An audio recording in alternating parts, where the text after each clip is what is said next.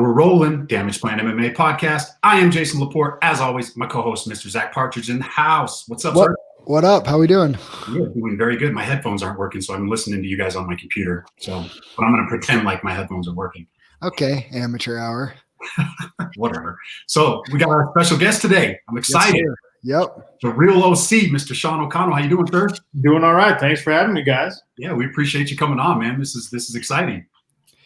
So, Sean, Cody reached out and said that you'd be willing to come on and help promote in any way because this card isn't, you're friend of Cody and everything, but this card's happening for a special reason. So I just wanted to give you a sec to talk about that. Yeah, as everyone probably knows, the card's called Willpower for a reason. It's kind of a tribute card to the old Showdown days and Will Farah and his contribution to the local MMA scene. And I, like a whole lot of local fighters, owe that man a ton.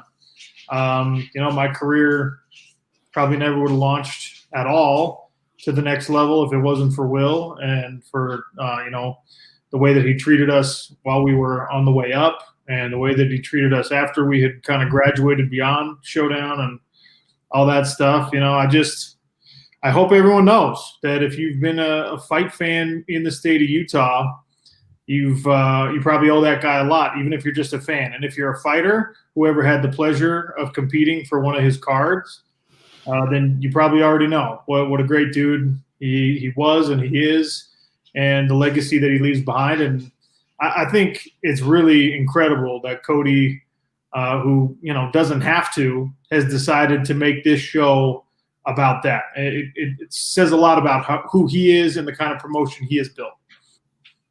I mean, he's built a pretty. I think Utah's really lucky to have the two main promotions that we have. I think Steel Fist does a great job with the amateurs and building up that amateur pool. And it looks like Cody's kind of taken on another kind of side of the monster of its own, doing a lot of, these bigger pro cards.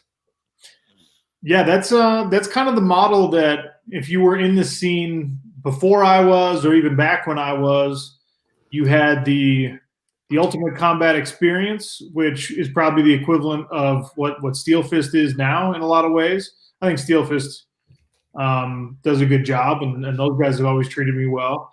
And then back then we had that kind of weekly Ultimate Combat Experience, and then if you did well on that, it would feed you into, at first I guess it was the Throwdown cards, and then it became the Showdown cards and all that. And I think that's kind of the model that's being built again, which is good for the Utah MMA scene, I think. Yeah, I think it is too. What's your most memorable moment for fighting for Showdown? Man, I fought for the title and lost. That one will always be that I'll never forget that fight. That's the fight that still irks me in my career more than any other fight. Who is that fight with? Jordan Smith. Oh, my coach. Zach's coach. Okay. Oh, Jordan's your coach?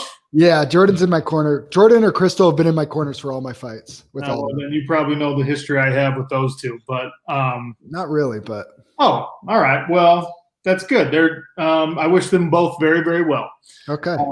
But yeah, like Jordan and I never really got along, and that was a thing that I really wanted to beat him. He really wanted to beat me. My life was not in a great place. He was a better fighter than me that day. He came out on top. That's one that I'll never get over, But so that was a negative thing. But I also, for Showdown, had a fight with a guy named Trevor Carlson. Came in from Nevada. And now I think he trains down with Aaron Garcia and those guys. But he and I just had a crazy, crazy war. Just a slugfest. He was concrete chin and, a dude that was really, really difficult to put away. And even after I was fighting in the UFC and even today after I won the PFL light heavyweight championship, like people will still bring up that card. Will bring up that fight. Like, man, I remember when you fought down at UVU against that big old meathead. And I'm like, yeah, that was a memorable fight. So that's probably on the positive end of things. That's probably the moment that stood out the most for me. That's awesome. Yeah, it's been as I've kind of, being coached by Jordan, like I've looked a lot of in those showdown fights, like going and watching some of his old fights and getting into the card a little bit, and then hearing a lot of these guys that are fighting on this card are coming back, haven't fought in a while, we're old showdown guys, and watching all those, it's like, man, it was like this like little like before MMA was in the spotlight, it was this spotlight on these great fights here in Utah. Yeah, it was really cool. I mean, some of the guys that rolled through there and some of the fights that we were treated to, right? Just you were lucky if you were a Utah MMA fight fan in those days, or if you were a Utah MMA fighter in those days, because it was run like an absolute first-class organization. The matchmaking, they actually cared about it. They did a good job. So I think it's awesome that Fierce is kind of modeling a little bit of that, and is showing some tribute to that, because, look, I Showdown wasn't the only like local or regional promotion that I fought for. They paid the best. They treated fighters the best. There was absolutely no BS in how the weigh-ins were going to be conducted, how the commission was going to be, supervising things and sanctioning fights. And you did not have to worry about getting paid when it was all over, or getting your fair share of your ticket sales or things like that. Like, you didn't mess around with that kind of stuff.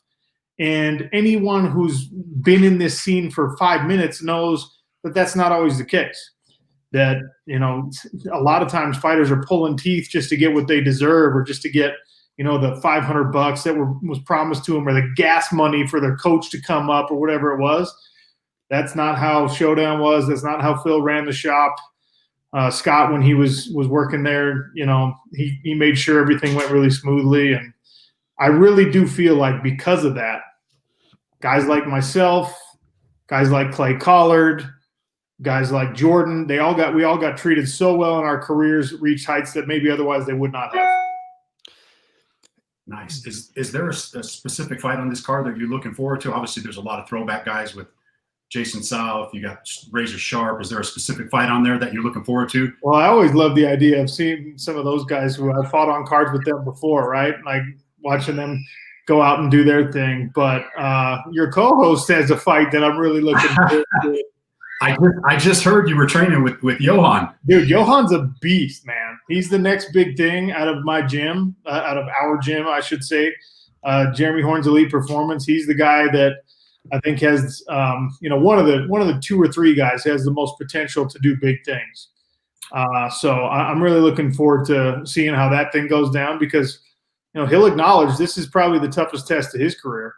Yeah, I think both guys have. We actually had him on the podcast with us, the 3 of us. So it was kind of cool having him on there. And yeah, he's a really good dude. But he's a very well-rounded, tough fighter. So from what I've seen of you, though, Zach, like that's going to be a little bit of a barn burner, and I wish I could see it.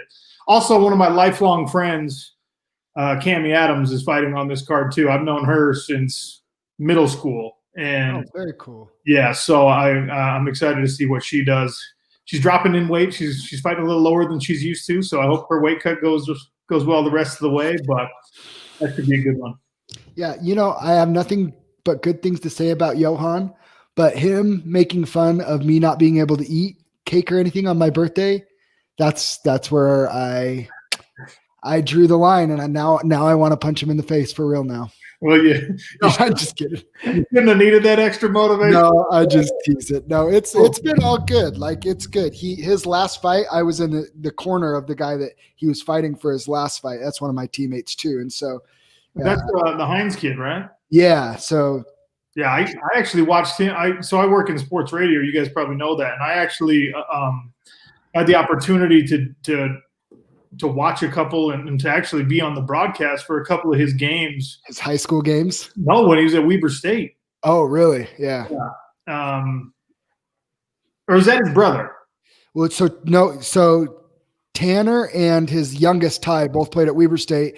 The middle one, Troy, played linebacker at BYU. Yeah. So no, it was Tanner. He's the one I'm thinking of. Yeah. So I got to watch him. He was a good football player too. So freak good football player. Yeah. Davis High. beast of a football player. And that's the kind of stuff, like it's fun to watch those guys transition. These tough, like explosive athletes make the transition into MMA. That's when you look at the cream of the crop, you look at the highest level athletes in our sport, a lot of them have that background. If you're an American, a lot of them came from a background of something else, because until the last, 12, 15 years, MMA wasn't a youth sport in our country. So a lot of guys came from football. I came from football. So I like that model. Yeah. No. So it's, I share the sentiment. I'm glad if he gives me the respect that thinks that it's his toughest fight, but I definitely know it's the toughest fight that I've had so far. I'm looking forward to it. I think it's going to be fun. Yeah. Where are you guys at on the card? We're the fourth fight. Yeah. The last amateur fight. So here's the thing, people. This is something that Utah has a bad reputation for, but it's justified. Folks trickle in like so late to these cards, like you're going to a UFC show or something. Don't do that. You're paying for the ticket, get to the fights early and watch some of these guys, because we all started somewhere. So there's going to be, you're going to be sitting watching the UFC 5 years from now, and your friends are going to have showed up to the card early enough that they're going to be like, oh, you remember when we watched Johan fight locally, or when we watched Zach fight locally? And you're going to be the one who's like, no, I didn't show up until co-main event. Get there early. Man, yeah, I can't say I've ever been that way. Every event I've been to, you go to the first ones, dude. Some of those, even the Still Fits nights, you get some of those 0-0 debuters, and they freaking throw down. I tell you what, like that's the thing that's probably most different about the fight scene now than when I began. Like, and it was a while ago, but 2007 was my first fight, right? Mm-hmm. That's not like forever ago, but the scene has changed pretty drastically. Because back in 2007, guys like me would just call up and be like, hey, I think I'm tough, put me on a card. And so you were like an undercard, and you were just kind of flailing around looking like a tough man contest. Now, man, you go to those early fights and dudes have technique. Guys, they've got, hundreds of hours of sparring in. They know exactly what they're doing on the ground. The sport has really, really taken off, and you can see it probably more so in those early card fights and those undercard fights than you would in the main event, because the main event was always going to be good. It's always people who knew what they were doing, right?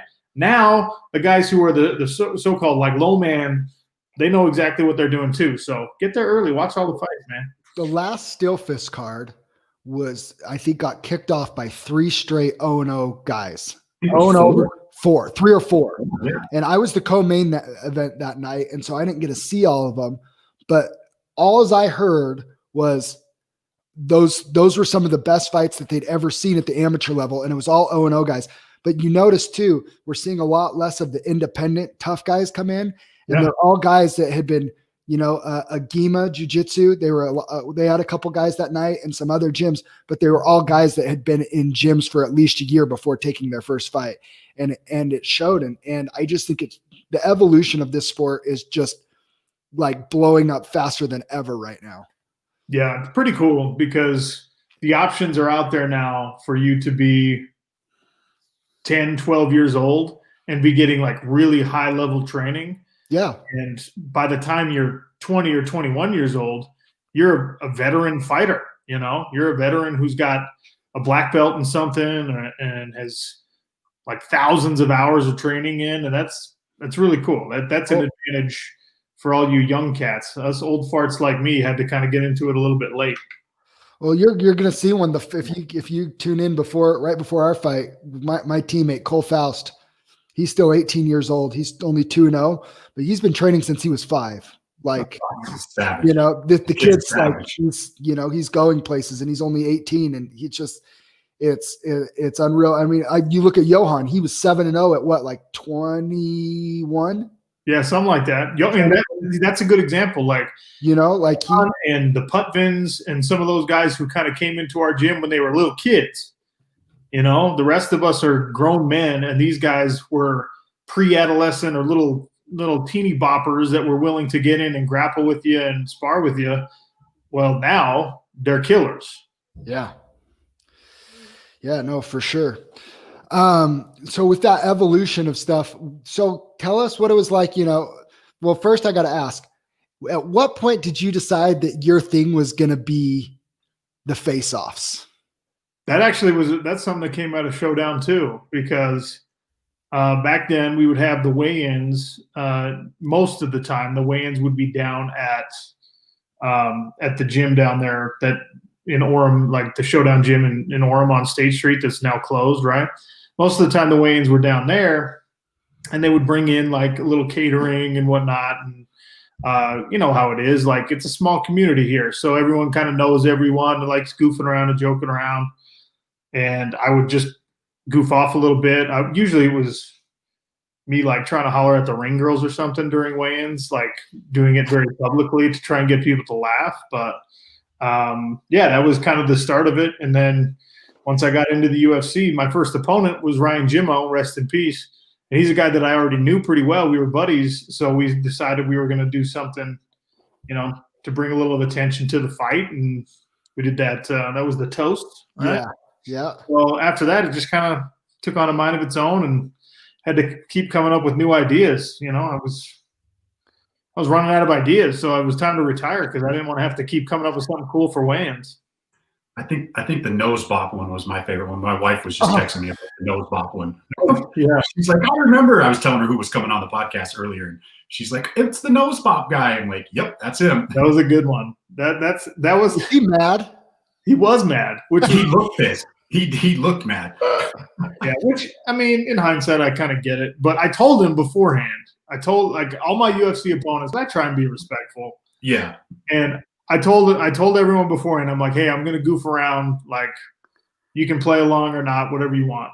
And I told him that, but I didn't say, hey, I'm gonna boop you in the nose. I don't know what he was expecting, but he wasn't expecting a grown man to touch his nose and say boop. So. And Dana White was a little freaked out by it too. He thought we were going to start fighting each other, but it worked out. Yeah, that was my first UFC win. So that, and my favorite was the rock paper scissors. Yeah. That was also a good one. And Parash was a good sport about it. I don't know if they just don't play a lot of that, or don't do that when they're kids in Australia, but it felt like Anthony Parash was not like, he didn't really know what was going on. So maybe he was just a little slow to react. I like it. So what was it like? I mean, what your experience, you fought for two of the biggest organizations now, right? And PFL versus UFC, pros, cons, what did you like, didn't like? I mean, I enjoyed both. Obviously, my career in the UFC didn't go the way that I wanted it to from a wins and losses standpoint. Sure. I felt like was kind of on the bad end of at least one robbery decision, and another one that could have gone either way. And I was fighting a hometown guy, and I lost to Steve Bosse up in Canada. But I mean, that's more my fault than theirs, right? Yeah.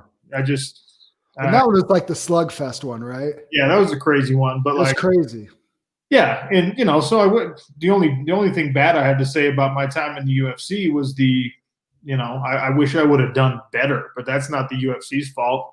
And then the PFL, man, I was pseudo retired. I didn't want to go down a level. I didn't want to, with all due respect to our local fight scene, I didn't want to come back and fight for a local belt, and I didn't want to fight for local money and that kind of thing, because my broadcasting career at that point was more important to me than anything that was going on in the fight world. But I started having these conversations with Ray Sefo about this rumor, hey, there's going to be $1 million prize. There's going to be $1 million prize. And so I was like, if that's the case, I want in. And from minute one, it was a first-class organization. The guys who are the money behind it, the ownership, are dudes that come from big business. They're not even necessarily MMA people. They're a guy who worked for Under Armour and some of those places, Wall Street type guys. So they're used to conducting everything in a very professional manner, and that's exactly what the experience with PFL has been like from the very beginning. And I'll be honest, man, I looked at the roster that they had projected to come back, and I was or to come for their first season as light heavyweights, and I was like, I for sure can beat any of these guys. So it felt like a no-brainer to get involved. And then I was able to convince them to give me a shot as their play-by-play broadcaster too, and that worked out. So I have only great things to say about the PFL and my experience in the PFL. And I'm really pumped that we get back to business in 2021. Yeah, that's been this whole situation's been really crappy as far as just missing a whole season, right? Yeah. And then we just had that UFC fighter pulled off a card because he thought he was clear, but he's still under contract with the PFL, and fighters want to fight. And then you got Clay Collard he's signed with the PFL, but so he's boxing like. Yeah. And that was great, right? Like another thing that's cool about them is, if you're up front in the contract situation with the PFL and you're like, look, I need to be active. If you guys are canceling your season for COVID, I need to be active. They let Kamaru's brother, Muhammad Usman, they let him fight. They let Clay Collard do the boxing thing. Yeah. That Kayla Harrison's just signed for the UFC. Kayla Harrison, no, she's 145 debut for Invicta. Invicta, yeah, sorry. So yeah. and Kayla is the biggest star we have in the company, right? Yeah. That's the equivalent of the UFC being like, hey, McGregor, go do your thing. So the cliche thing is, yeah, they actually care about the fighters, but I've experienced it firsthand. They do care about me. They answer my phone calls. Like the CEO of the company, I can call him if I need to. I don't know how many people on the UFC roster can do that with Dana White. And it's a much bigger company, and he's got other fish to fry and all that stuff. But it's a wonderful destination for people who, at some point, there's a couple local guys, right, who are going to have to make a decision. Where do I want to go with my career? I understand the allure of the UFC, right?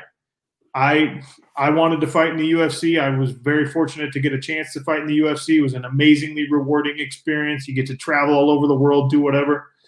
But the money is bigger, quicker if you do your job in the Professional Fighters League. So I love that there's now three with Bellator, 3 viable big-time options for fighters. Yeah, I see you say 3 too, because Bellator is in there, but I think we're really close to seeing one championship making a lot more noise here. Yeah, I think before COVID, their plan was to start doing some shows here this year. Yeah, that's to be determined, because I've been hearing that with one for a while, and the thing with they know their audience, right? ONE FC has great broadcasting ratings and success and all that stuff in Asia, so it's actually a big risk for them to put resources towards trying to grow the brand in the United States when the market share is different here, when there's a lot more competition here. Sure. And when notoriously Americans are not necessarily real fond of seeing a bunch of guys and gals that they've never fought before and all of a sudden jumping on the bandwagon. So if one starts signing some known commodities or developing their known commodities a little bit more, I think they could have some success over here. And I welcome all the competition, man. I think it's great. It's better for fighters the more options worldwide you have. So I hope one does well also. With your experience in the UFC, what is something that you think that they could change to make them more of, because we're seeing this more and more, rising stars, they're leaving for Bellator or the PFL, or they're just choosing them when they have the option between the 3. They're choosing to go a different route rather than the UFC. What can the UFC do to change that? Man, I wish I had the answer, because look, it's really easy for people to sit back and take pot shots at the UFC or you don't pay enough or whatever. But everything I could say critical of the UFC is going to sound pretty hollow when they are quite literally a multi-billion-dollar company and they're the number 1 MMA brand in the world, right? That's like trying to make fun of the NFL and tell them what to do.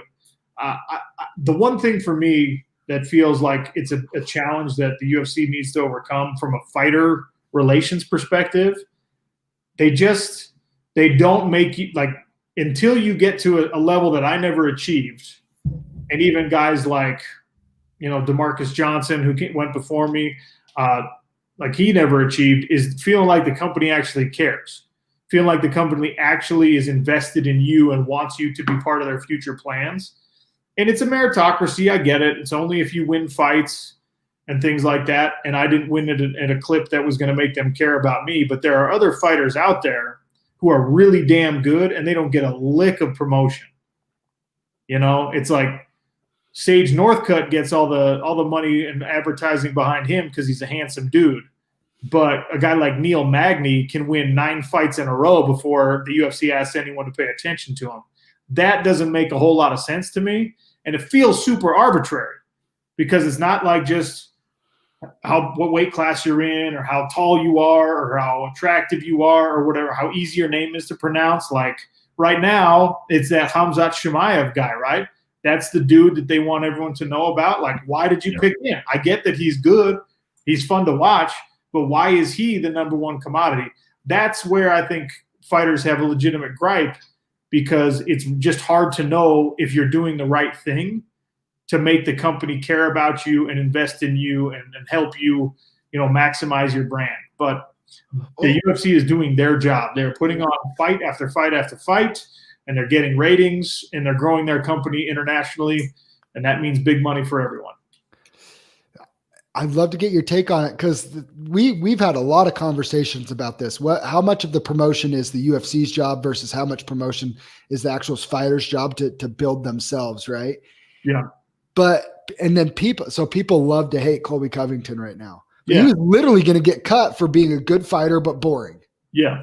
And so then he turned into this WWE character. That's right. You think it's going to force more fighters to try and do that, or are they going to kind of just stick the course? No, it already has. It has done that for a while now, for many years now. I mean, you give Colby credit for maximizing the money he can make, and obviously Conor McGregor is the one that everyone points to and is just like, he really changed the game. But you go all the way back to Tito and that like semi-legitimate feud he had with Dana White. You go back to Chael Sonnen. Chael Sonnen is like the most normal dude in the world if you get him in a private conversation. But when he's promoting a fight or even doing his ESPN work, he's a caricature, right? He's a promoter. Yeah. Look, that's great. That's fine. If that works for you, that's awesome. But I think the best example of why I don't like it is look at Henry Cejudo, right? Like, Chael was good at it. Chael was clever, and he would come up with like goofy stuff to say and convince you that there was like some reason to love him or hate him. And Conor is very obviously the best at it. Same thing for him. Colby, I hate that that's the direction that he went, because I think that somewhere in, like, when you see like some of those little videos that people kind of capture of him mentoring a kid or something, yeah, he's clearly like a good dude on right. some level. And he's just making himself out to be a piece of garbage to try and cash bigger checks. But like Henry Cejudo, as he himself will declare, is one of the most impressive combat sports athletes in the history of this planet, right? But instead of just standing on those legs and saying, like, look, you're a gold medalist, you're a 2 weight class champion, you're the dude, and that's all you need to be. He's got this weird, cringy thing going on. He's not clever enough that when he's trying to talk trash, it's funny, like when Conor does it, He's just he's hard to watch, but he's doing it because he thinks it's going to maximize his paychecks and it's going to maximize his branding. And maybe he's been successful. I don't think there's any way to tell unless you're his accountant. But gosh, it bugs me, man. And if you're one of these guys – Like I'm kind of a goofy personality, so if I was a great UFC fighter, maybe the goofy weigh-in thing would have been something that made me money or made me more popular with fans. I didn't do my job on the performance angle for us to ever find that out. But I brought up Neil Magny before. You could bring up him and Damian Maia and Stephen Thompson, Wonderboy, all these people. Like they're Tyron Woodley before he went off the deep end. Like these people, all they do is they just go out and they kick ass. It's not enough for the UFC, right? It's not enough, and it should be. I feel you. Yeah, no, Henry Cejudo's a hard one for me. The worst part is he retired and said that we didn't have to listen to his ass anymore, and he still won't shut up. He's still on Twitter and in everybody's pictures and maybe he does that because he's got sponsors that will only pay him if he keeps showing up. I don't know, So I don't begrudge any fighter Sure. No, I got doing you. any of it, right? Because we've all got a tiny little window to try and make ourselves relevant, because you're only going to make money if you're relevant. But like Khabib Nurmagomedov is the rare dude who got the respect he deserved just by being a badass, right? Yep. Same thing with George St. Pierre. Like, we're talking about rarefied air, just a couple of people on a roster over the years that's included thousands that you just respect them for being them. Yep. Totally agree. No, I appreciate it. Just wanted to get your take as somebody that's been around. So how's the other question? Because, I am around some retired fighters like Jordan or whatever. I was watching fights with Jordan a couple weekends ago, and to watch him, and is fighting hard for you to watch? Do you miss it? Do you get that itch to come back still now that you're retired? I mean, I get it's hard for me right now, because now that John Jones has vacated his light heavyweight title, and now that Daniel Cormier is not in that division. Look, all due respect to Jan Blachowicz, that dude right now is the light heavyweight champion of the UFC, and there's no light heavyweight on the planet worth of salt that doesn't look at him and say, I would like to fight that guy because I think I could take that belt off him. Really? Like, look, I think Jan is really good. I'm not trying to take away anything from him, but if you watch John Jones fight, you're like, that dude's on a different level, right? He's kind of a freak, and he had some close fights with Dominic Reyes, and he had a close fight with Gustafsson, but Santos. Yeah, and you look at that, and you're just like, man, like that dude is on a level that I hope I can get to someday. When I watch Jan Blachowicz fight and guys like kind of in his same ballpark, I'm like, well, I know I can get to that level. If I commit to like a big time full camp with tough training partners, do everything the right way, I know I can get to that level. I never felt that way with John Jones or Daniel Cormier, where I'm like, I know that on my best day and their best day, I could probably give them the fight of their life and maybe take home the belt. Maybe I'm delusional, but I watch Jan Blachowicz and I'm just like, he does a lot of things really well, but he doesn't do anything that a normal human being can't do. He doesn't have a 7-foot reach like John Jones did, right? He's not an Olympic caliber wrestler like Daniel Cormier was. So it's like, when I watch the light heavyweight division right now, I actually think that the toughest fights in that division for me would be Glover Teixeira, because he's just a much better version of myself. Impressive win this weekend too. You punch him in the face and he looks like he's and then he comes back and kills you, right? It's just like the much better version of me. So if I could find a way to title contention without having to fight Glover, like, I really think that's what makes it harder to watch, because guys like Dom Reyes, I think you get in his face enough, you can beat him, even though he's really good. I think that same thing with Thiago Santos, who Glover just beat, right? Like, that's a dude that if you can just survive the onslaught, you can beat him. If you can take 2 or 3 of his biggest punches, like, you can grind out a victory against him, which is what we saw Glover Teixeira do. So not often do I watch fights and like, oh man, I should get back into it. But with the state of the light heavyweight division right now, I kind of feel a little bit of an itch. I like that. Time for a comeback. If you don't mind me asking, so how, like, cause now they were talking about doing the Jan versus Israel Adesanya fight at 205. I think you got to tell Izzy to chill out then for a second, and you got to give Glover that shot, right?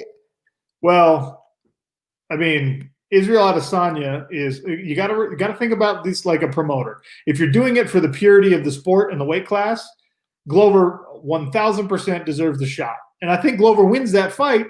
And then at 41 years old, he can call himself a UFC champion and hopefully ride off into the sunset. Coolest thing ever. It would be so awesome. Yeah. Right? That'd be the sweetest thing so cool. to do. But if you're thinking about it from a promoter standpoint, if you're Dana White, you're looking at it and you're going, who is a guy that right now people either love or they hate, is good enough to compete in 2 divisions, and is popular on 3 continents? That's Israel Adesanya. So anytime you can get that guy more hardware, you try to do it. And by the way, that matchup doesn't look great for Jan Blachowicz in my No, mind. it doesn't. No. See, we did a poll in our Facebook group, and a lot of people seem to think that Jan would knock out Izzy. I don't think Izzy's ever there in front of him for even to get hit by him. That's the problem. Like as a power puncher, right? People like Israel Adesanya are a nightmare because you got to land if you want to show the best version of yourself, right? And you can't really land clean on Israel Adesanya. If you were able to land clean on Israel Adesanya, Yoel Romero would have beat him, or Robert Whitaker would have beat him, or any of these dudes who Paulo Costa. Yeah, Paulo Costa. Costa, he says he was injured. I've never seen a title fight performance so poor in my entire life. But Pretty bad. Pretty bad. Yeah, like, those leg kicks change that up real quick. Yeah, I love that Jan Blachowicz is the champion because I like that it's just a dude who's just honed his craft over the years, and he's not like a freak special athlete. He's just a martial artist who got gradually better and better and better. It gives hope to the losers like me, but I just don't want to see him Israel Adesanya because then you got that dude, a two-division champion, and that's a tougher matchup for Glover Teixeira to get his storybook ending too. So let me paint the dream scenario now. Glover gets his title shot, beats Jan, retires, and then they do the Izzy versus John Jones for the vacant 205 title. That's beautiful. Now we're going to Sizzler. I love that. And the best part about it too, right, is that all that trash talk going back and forth between Izzy and John Jones, both guys said, you're scared to come up, you're scared to come down. Well, now it's just like you both have been talking about who's scared of the other one. This is the fight we're making. If you don't take it, you're proving that you're scared. So you ought to call Mick Maynard and take his job. Just be like, you got his number. Yeah, I've been saying for almost a year I should be the matchmaker. I mean, that's a talent in and of itself. If Johan beats you, then you can retire and become a I don't think Zach's retiring either way. Win or loss, I don't think he's retiring. I just turned 32, and I got 3 little kids at home. It's about time for dad to become. I'm going to be coaching. Well, I guess not now because of the governor's thing, but I mean, I coach my kids' junior jazz team. I was planning on coaching my kids' junior jazz team a few hours before heading to the arena. You know, that's pretty awesome. And that's like, look, that's the one thing about our sport that's really weird, right? Is that you got to live a life like you got to live your normal life. Yeah. I don't think I've told this story publicly because no one has ever asked, and you're not asking, but I'm going to tell it anyway. But like, sounds good. I'm asking.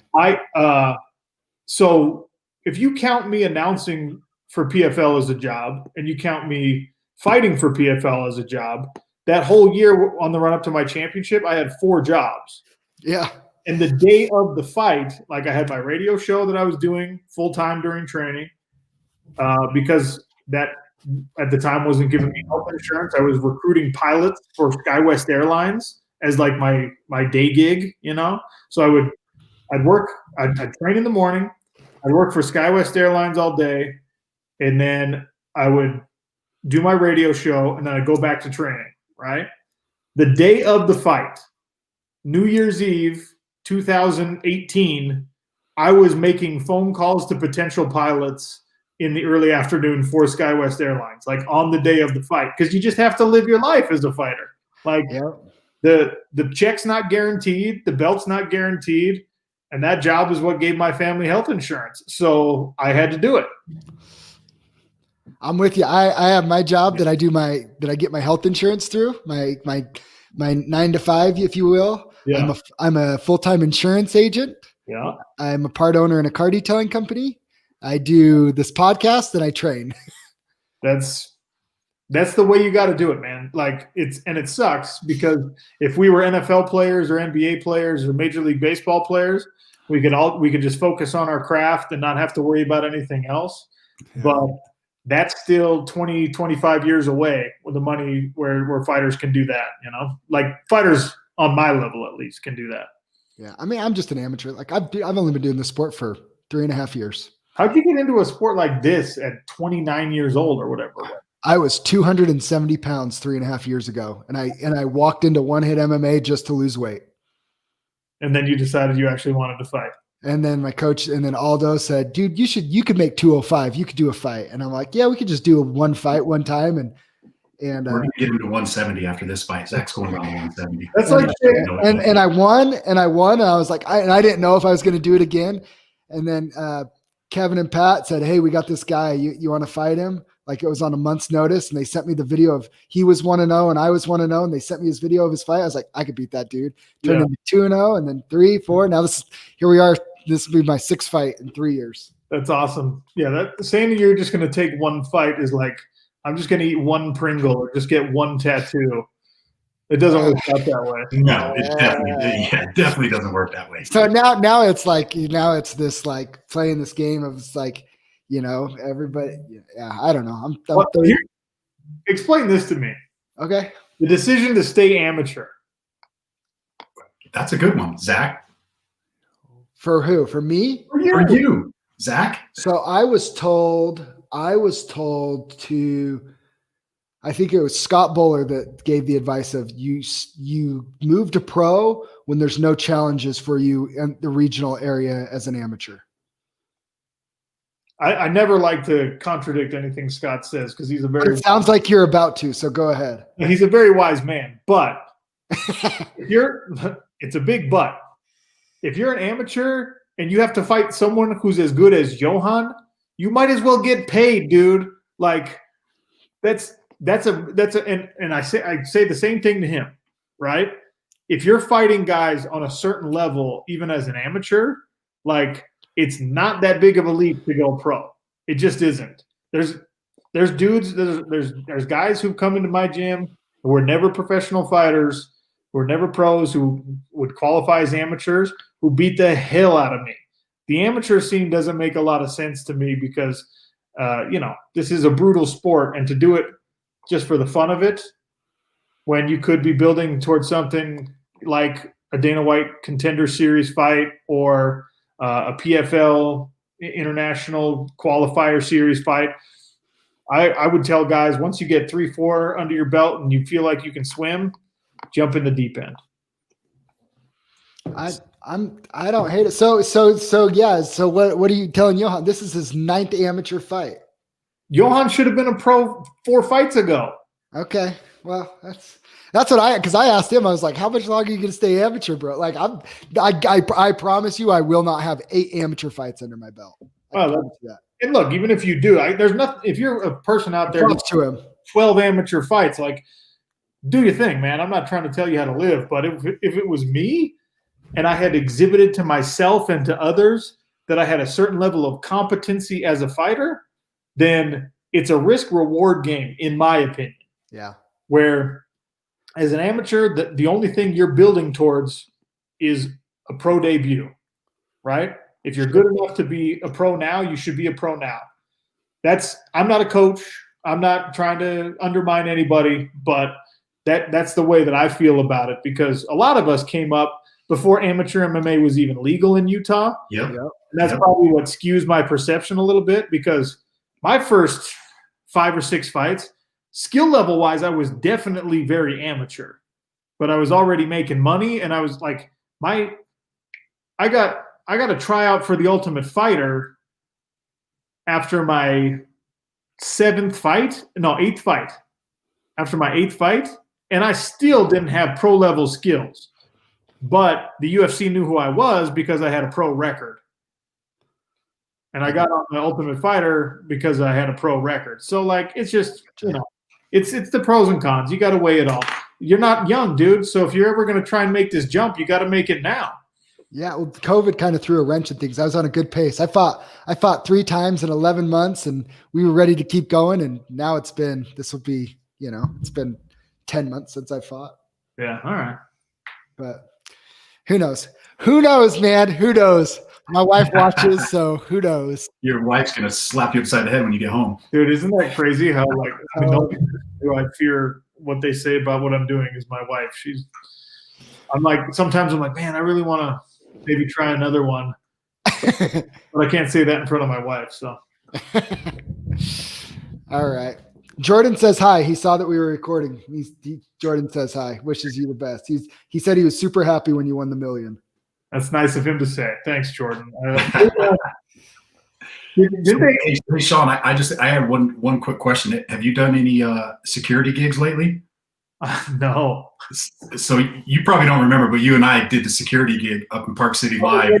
Yeah, I actually remember that, and we had lunch together not so long ago with Drew. With Drew. Yep. Yeah.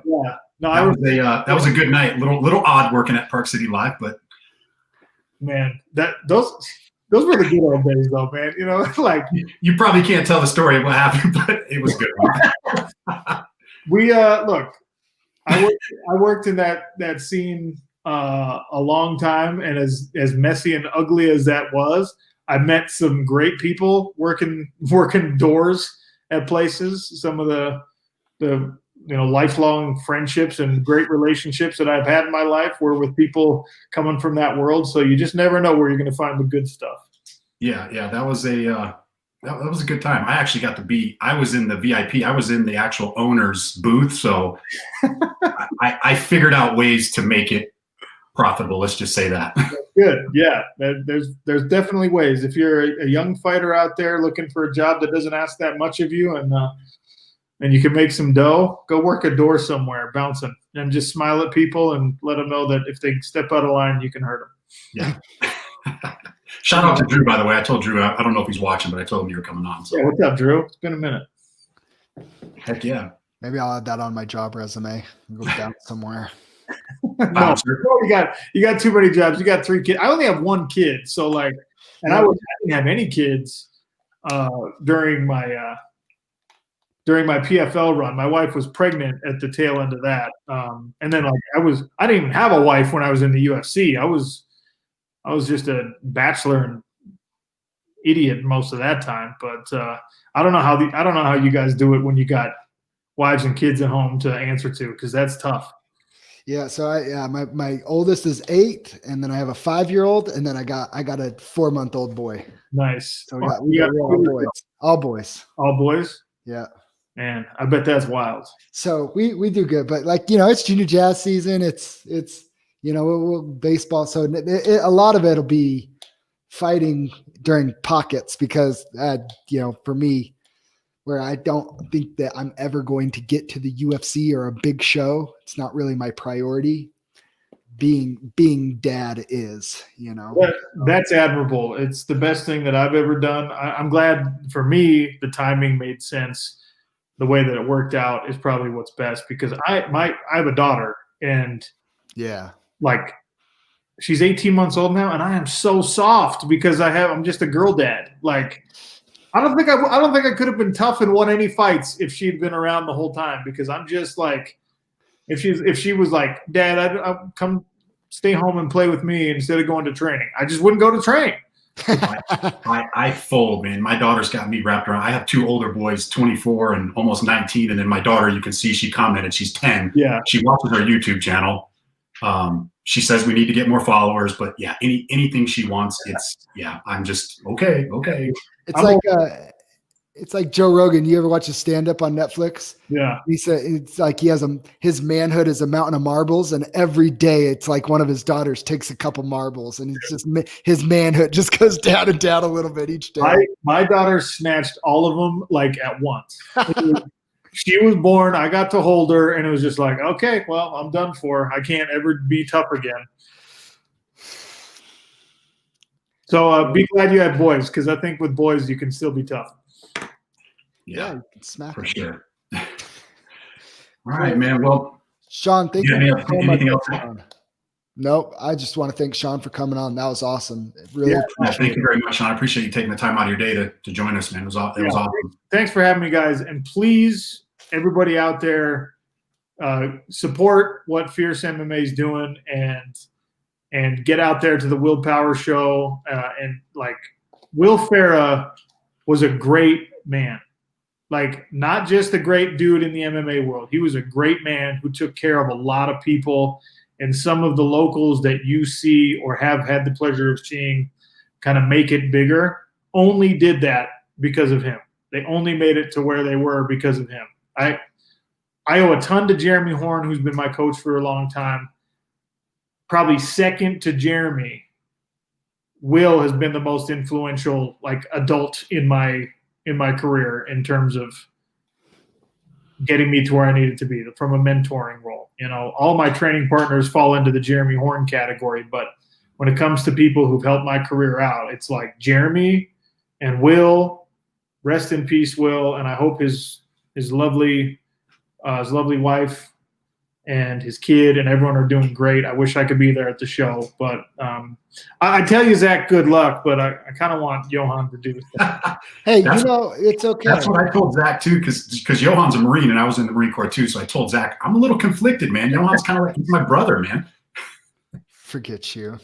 John, I respect where you're coming from, Jason. Go kick rocks. Yeah, it's all good, man. Like, it's all competition for me. It's just to me, MMA. I mean, the consequences are different, but it's no different than you're playing one-on-one basketball or whatever. Like, it's just no, you're right. It's just competition, and I like him now, and I probably won't like him for 5 3-minute rounds, and then after I'll like him just fine again. No that's problem. the right way to approach it. I think that's the correct way to do it. This is a sport, and you're not always going to get along with everybody, but you got to respect each other. So that's awesome. At some point, I'd love to come down and check out your guys' gym. I think you guys got a lot of cool stuff. So yeah, I mean, come down. There's a whole new crop of dudes that are tough. Like, yeah, I mean, you're there, and that's what I said. Like, man, I kind of geeked out. I kind of froze a little bit when I was cornering Tanner for that fight. I'm like, I'm freaking. Why? I'm sitting across corners from Jeremy Horn. Yeah. My third fight, Jeremy was in our cornering one of your guys, and I was like, my hands were taped and ready. I'm like, man, can I get a picture with you before my fight? It was like my third fight. And so, I mean, it's just cool. It's just cool that Utah has that, You know what's funny is even when I was in the UFC and even when I was in the PFL, Jeremy was in my corner for all those, right? And people would come up and ask for pictures, and never pictures with me. They always want to. I can't tell you how many times at a UFC event I had to hold the phone and take pictures for other people when I'm the fighter. For people that pose with Jeremy Horn. It's like Sean. Well, so it says you have 31 fights. Yeah, it's actually 32, but okay, I'm not sure, dog. 32 fights. Yeah. You need to quadruple that number. You have as many as him, and then people hold pictures for your phone. And you know what's crazy is like, he's still fighting. So there's one fight that's missing off my record on SureDog, and it's with Nick Moody, who actually was a Jeremy Horn guy the first year I was fighting. Okay, no kidding. Jeremy has like 60 fights that aren't on SureDog because they were in cornfields in Nebraska or whatever from the early days. So he's like one of those Brazilian dudes who's just like, yeah, sure. 400-0. And no one really knows how many fights he's had. He doesn't even really know how many fights he's had. Yeah, we're super fortunate in Utah to have a bunch of really reputable gyms, a bunch of really tough guys, and a bunch of really great coaches. I mean, Aldo's amazing.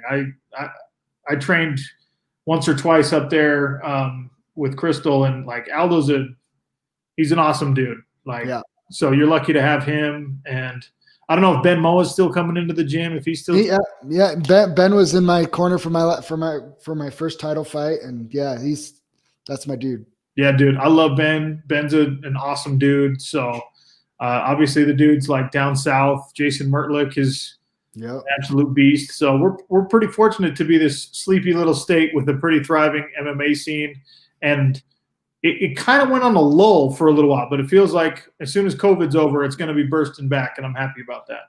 Yeah, we do have some great gyms around here. I've been trying to make my rounds. I'm going to have to go check out your guys' gym over there. Yeah, dude, let's do it. And maybe they'll do like a gym versus gym card one of these days where we can get one hit versus elite versus absolute, and 4-7 versus whoever. Like, that'd be cool. Little Cobra Kai action going on. Let's do this. I like it. Let's do it. I like it. I'll just be sitting in the stands cheering you guys on. I'm too old, man. You guys talk about you're old. I'm the old guy on here. Yeah, but you're in better shape than I am. So that's. I went full. I'm like, it's been almost 2 years since I fought, and I've in that 2 years, I've probably done like 10 hard workouts because I'm just like, whatever. I paid my dues. I'm done. Right. That's right. There's a different level of working out than going to the gym and doing MMA training. I went Saturday over to Unified and was training with Jason South. I think I maybe did 4 2.5-minute rounds, and I was dead for the rest of the day. Well, you can't measure by South because he's like a freak. You know what I mean? Like unreal. Like I'm a year old. We're pretty much the same age, and it was unreal. Yeah, I won't go into how his training went, but let's just say he's a savage. Don't be harsh on yourself if you're not Jason South, because that man he's not made of human tissues. He's made of like rusty old barbed wire and leather. He's just super tough. Yeah. Right on. Well, again, thank you, Sean. We appreciate you coming on, promoting it. Sorry you're not going to be there. Yeah, me too. Do me a favor. So Heather's going to be there, right? Will's wife, Heather, late widow, is going to be there. Just somebody give her a big hug, like actually walk up and give her a big hug and tell her it's from me. All right? You got it. All right. I'll do that for you because Jason won't be there either. Hey, I'll be watching on the live stream. But you can't give anybody a hug. I'll tell my wife to do it. That's actually probably the best thing to do. Cool. Do that. Awesome. All right, fellas. Thanks, you. Much appreciated, sir. No problem. See ya.